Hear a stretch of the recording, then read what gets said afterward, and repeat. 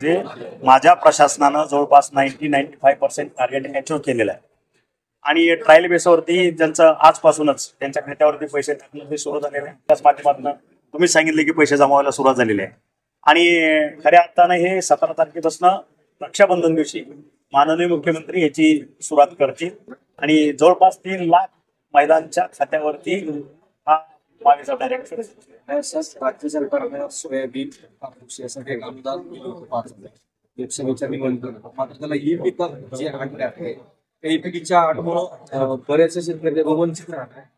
काय त्याच्यात कसा मार्ग काढतात, काय म्हणजे शेतकऱ्यांची मागणी ई पीक रद्द करावी नाही. कसं आहे तर काही जे अनुदान द्यायचं असतात हे केंद्र शासन आणि राज्य शासन, केंद्र शासनानं काय धोरण आखून दिलेलं आहे त्या माध्यमातून काही निर्णय घेतले असतील, पण आमचे कृषी मंत्री धनंजय मुंडे पीक विमा भरताना जो पीक पेरा दिला गेला याची नोंदणी केली ती ग्राह्य धरावी शेतकऱ्यांची मागणी. त्याप्रमाणे कॅबिनेटमध्ये योग्य निर्णय घेतला जाईल.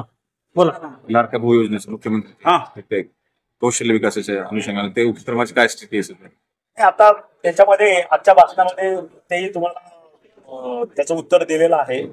लाडका भाऊ योजना आहे त्याच्यामध्ये जो 12वी झालेला विद्यार्थी आहे त्याला आपण 6,000 रुपये देतो. डिप्लोमा किंवा ITI हे जे झालेलं आहे त्यांना आपण 10,000 देतो आणि पदवी किंवा पदव्युत्तर हे झालेलं त्यांना आपण 12,000 देतो.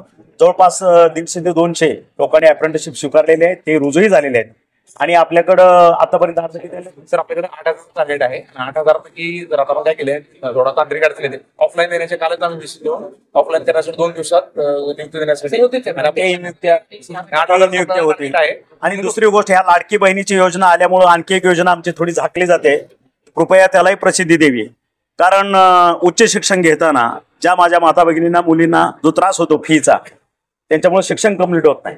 म्हणून महाराष्ट्र शासनाने निर्णय घेतला 100% फी प्रतिपूर्ती करणं, म्हणजे महाराष्ट्र शासन त्या मुलीची फी, मग ते प्रायव्हेट असेल किंवा शासन जे असेल ते असेल, अगदी MBBS पर्यंत एखाद्या संस्थेची एखाद्या कॉलेजची फी 15 लाख 20 लाख जे असेल ते संपूर्ण 100% फी हे महाराष्ट्र शासन भरेल.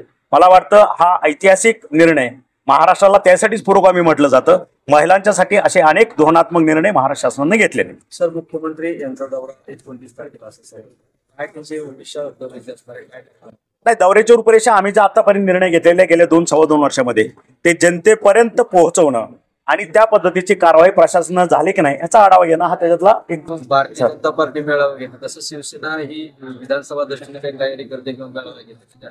नाही, प्रत्येक पक्षाची आपापली रूपरेखा ठरलेली असते. हिंदू हृदय सम्राट बाळासाहेब ठाकरेंनी आम्हाला शिकवून दिलेली आहे की केलेलं काम हे जनतेला कळत असतं.